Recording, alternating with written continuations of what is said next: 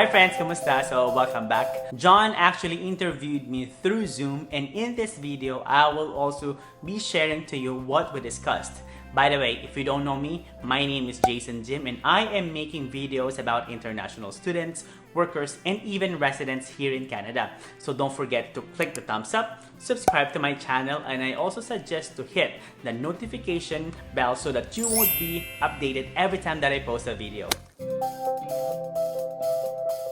Ano yung unang naging trabaho mo rito sa Canada? Share ko lang muna kung paano ko nag-apply. So sabi ko nga, dumating ako dito winter January 2018. So ayun, winter siya. Siyempre di ba sa Pilipinas pag nag-apply ka, pupunta ka sa punta ka sa for example sa Makati, mag-print ka ng resume mo, magbigay ka lahat doon. So dito kasi sa Canada, more on online application. But that time, ako kasi ang ginawa ko talaga noon, parang first week ko, pagdating ko dito sa Canada, first week ako nag-apply through online. Wala akong na-receive na kahit anong feedback. So ginawa ko, second week, punta ako sa school, nag-print ako ng mga resume. Doon ako as in talagang yung sa downtown dito, around my area, mga plaza, lahat yung binigyan ko ng kahit anong ng resume. Alam mo naman, syempre, kumbaga, dito sa Canada, yung time na parang kumbaga back to zero ka eh. Alam mo yun, wag mong isipin na manager ka sa Pinas, na trainer ka sa Pilipinas, ganyan. Wag na wag mong i-down yung sarili mo na ganito ginagawa ko sa Pilipinas, ayoko ng ganitong trabaho lang. Hindi. I remember nagsabi sa akin before na once nasa ibang bansa ka, whatever opportunity, just grab it. Kasi hindi mo alam kung ano yung magiging tatahakin mo in the long run. So, yun, kumbaga, nag-apply ako sa lahat. Mga work experience ko, like what I mentioned sa Pilipinas, nagkaroon din ako ng experience kasi na yung tinatawag na online teaching. So yun, nag-apply din ako at nag-apply din ako sa mga care homes kasi nga, nursing ako. So, after 2 weeks, may tumawag sa akin na care homes. So, naging PSW ako. So, yung PSW, ito yung personal support worker or yung tinatawag na caregiver sa Pilipinas. So, yun yung naging first job ko dito. Siguro mga 1 month akong ganun. 1 month ako na naging caregiver. Nag-isip ako kung ano ba, itutuloy ko ba yung caregiver or hindi. Dahil global hospitality management ako, might as well still continue at yung track ko mismo as nasa hospitality industry. So, I resigned doon sa caregiver, as a caregiver. At yun, naghanap ako ng service industry. So, initially, nag-work ako dito. Yung after nung caregiver ko, nag-work ako naman sa isang Mexican company na food service Mexican company siya. So, yun talaga yung pinakauna kong trabaho. Kaya lang, sa mga international students, even if you are allowed to work 20 hours per week off campus, hindi lahat ng companies dito bigla kang bibigyan ng 20 hours. Hindi ganoon. So ang naging strategy ko naman dito ngayon, nag-apply naman ako ng isa pang work.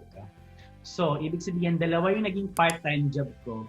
Pero ang binigay kong schedule sa dalawang companies 10 hours lang, which was a good thing din dito sa Canada na talagang ina-accept nila yung mga kahit na 10 hours lang, lalong-lalo ng mga international students. Kaya talagang na-maximize ko yung 20 hours per week na eligibility or yung allowed sa mga international students na magtrabaho part-time jobs. So, ayun, sobrang lucky din ako dahil yung pinagtatrabahuhan ko ngayon na hotel, after kong graduate kasi, in-offeran na rin nila ako ng supervisory position. So, nasa NOC B category na din yung job ko, of course. Which is, yun ang kailangan kung ang tatahakin mo na pathway sa permanent residency mo ay yung express entry through Canadian Experience Class. So, isa sa mga requirements na mga through CEC naman ay dapat meron kang full-time na trabaho na under ng at least NOC-B, pero siyempre NOC-B, NOC-A, at saka NOC-0. So yun yung mismong yun yung mga eligibility mo para mag-apply ka sa CEC. So after nung full-time job mo, dapat yung mismong hours mo ay naka-indicate, of course, na 30 hours per week minimum. So yun yung full-time job.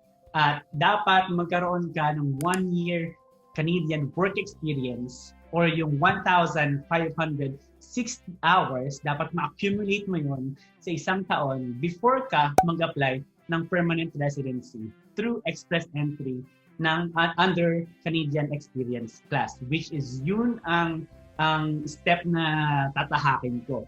Meron ako makakilala dito na, for example, nursing program sila dito sa Conestoga College. Tapos nung nag-apply sila, binigyan na agad sila, nag-apply sila ng work while studying pa lang. Binigyan sila ng work as supervisor.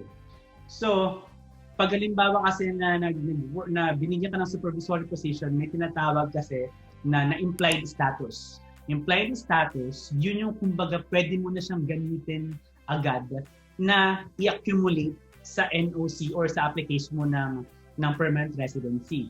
So, may mga kilala ko na nursing program sila dito, naghihintay sila na maging registered nurse. At the same time, nasa PGWP na sila, pero ang ginamit nilang PR application ay yung pagiging manager at saka pagiging supervisor nila sa isang retail store. So, ibig sabihin, that doesn't mean na kung ano yung kung anong program ang kinuha mo, dapat doon ka mag-stick sa magiging PR pathway mo. So, again, as I mentioned, you need to strategize again sa magiging PR pathway mo. So kung mas mabilis kang maging PR, kung ito yung kukunin mong trabaho, why not? Pero it's up to you still kung gusto mo pa rin na nursing, syempre, in the future, at least ma-under na yung permanent residency application mo. Doon sa kinukwento mo sa akin na after postgraduate mo, I can see na mas klaro na sa iyo ang permanent resident dahil nga doon sa mga job offers na meron ka ngayon as a supervisory sa hospitality. I can say na talagang mas malinaw na yung road mo for permanent resident. Saan ka tumira? Ano yung ginawa mo para makahanap ka ng place mo? Okay, so yun. Kumbaga, good things na nag-agency ako. So yung batch ko na pumunta dito, almost like 20 to 25 international students kami. So, pumunta kami dito, nagkaroon kami ng by grouping. So, pinag-group kami ng agency namin na, parang 5 kami in one group na, yun, maghahanap kami ng mismong apartment, townhouse, or any accommodation. So, hindi ka, actually, ang tinulong sa amin ng agency, yung parang, ito yung mga list na pwede nyong tawagan or puntahan or alamin kung ano ba yung, kung pwede ba or what, kung magkano. So, tumira kami sa isang townhouse, isang buong townhouse. So, lima kaming magkakasama. Magkaka-classmate din kami sa Conestoga College. So, in one room, tigagalawang tao. Pero, ilang bang room yun? 3 yung rooms na nandun sa townhouse. So, yung 2 room para sa mga girls, 2 girls. Tapos kaming 2 lalaki. Supposedly, dapat magkasama kami sa kwarto, pero mas gusto niya sa basement. So, malaki yung basement, kaya yun yung gusto niya. So, kumbaga nagstay ako sa isang sariling kwarto ko. Pero pare-pareho pa din kami ng payment. So, yun. Kumbaga, yun yung naging strategy namin dito. $375 per person yung babayaran namin sa bahay. Kasama na, ayun, all in na yun. Yung may hydro, may water na, tsaka wifi din. So, 375. At that time, dito sa Ontario, mura na yun. 375 para sa mismong bahay. Well, may kasama ka nga lang. Pero at least, syempre, estudyante ka pa lang naman at nagsisimula ka pa lang.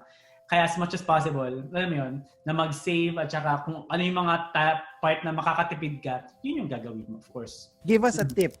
Yung tipong talagang malupit na tip coming from Jason Jim. Maganda yung naging program ko dahil meron akong co-op term. So, ibig sabihin yun na nga, isang buong term ako nagtrabaho. So, ibig sabihin, aside sa trabaho mo na co-op, pwede ka mag-part-time. So, yun yung naging reason ko kung bakit din ako nakaipon ng pambayad sa isang buong semester. na almost like $8,000. So, ang tip ko, if ever na maghahanap kayo ng program, sana meron kayong co-op na makuhang program dahil pwede kayong mag-work more than 20 hours or yung aside for 40 hours sa full-time na co-op job mo, pwede ka pa rin magtrabaho aside Excuse doon. me, ano yung co-op? Ano yung sinasabi mong co-op? Ano yung abbreviation for co-op? Cooperative education. So, ibig Okay. sabihin, cooperative education na tipong kasama yung mismong isang pagtatrabaho mo related doon sa program mo. So, yun, kumbaga OJT mo talaga yun sa OJT mo nakasama sa program curriculum mo.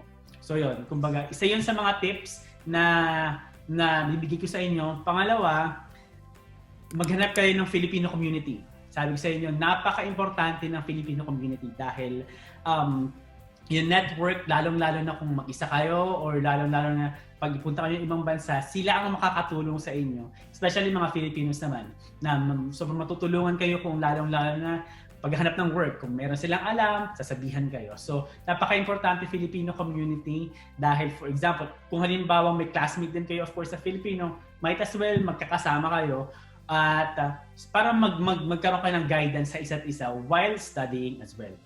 So, aside from that, yung tulad na sabi ko sa inyo pangatlo, strategize your permanent residency pathway. Kung alam mo na kung ano yung gusto mong maging pathway mo talaga or like what I mentioned earlier, kung nasa rural northern immigration pilot yung mismo community, might as well mag-try ka doon para may mga options ka, may mga fallbacks na hindi naman parang worst comes to worst lang yun. Pero at least at the same time, meron kang meron kang option B sa mga sa pathway mo. At the same time, na wag kayong susuko, of course. Don't lose hope, especially ngayon. Alam naman natin na yung pandemic season na maraming nade-deny, maraming nagpapa-defer dahil hindi pa sila makapunta dito. But still, sabi sa inyo, don't lose hope. The best is yet to come for you dahil God knows what is the best plan for you. So, alam mo yun, kahit na anong mangyari, take it as a blessing and in time, in perfect timing, God will give you the desires of your heart. Yun. And for you, it took 9 years. It took you 9 years para mapunta rito sa Canada. And now, your road to permanent resident is on its way. Okay, so I really hope that you got all of the strategies and tips that I mentioned if you are planning to do the student pathway to permanent residency. And if you do, don't forget to click the thumbs up, subscribe to my channel, and I also suggest to hit the notification bell so that you will be updated every time that I post a video. Don't forget as well to click and subscribe to John Tigno's YouTube channel for you to know more about Canada's life and experiences. So thank you so much again. My name is Jason Jim. See you to my next video. Bye!